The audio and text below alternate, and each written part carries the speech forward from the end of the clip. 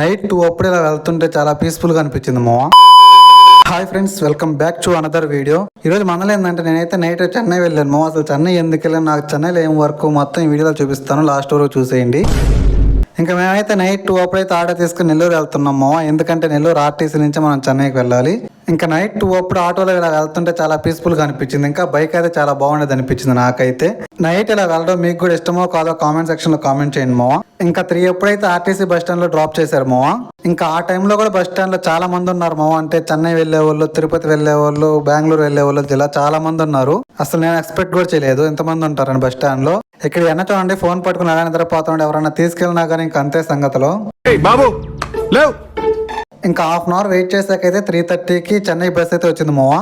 ఇంకా ఆ బస్ అయితే ఎక్కేసాం. యాక్చువల్ గా మేము ట్రైన్ ప్లాన్ చేసాం, కానీ ట్రైన్ కి అయితే టికెట్స్ దొరకలేదు మావా. ఇంకా 6:30కి అయితే మాధవరం బస్ స్టాండ్ లో డ్రాప్ చేశారు మావా చెన్నైలో. ఇక్కడ చెన్నై స్టార్టింగ్ లో అయితే లొకేషన్స్ చాలా బాగున్నాయి, కానీ రికార్డ్ చేయలేదు ఎందుకంటే మనకు విండో సీట్ రాలేదు మావా.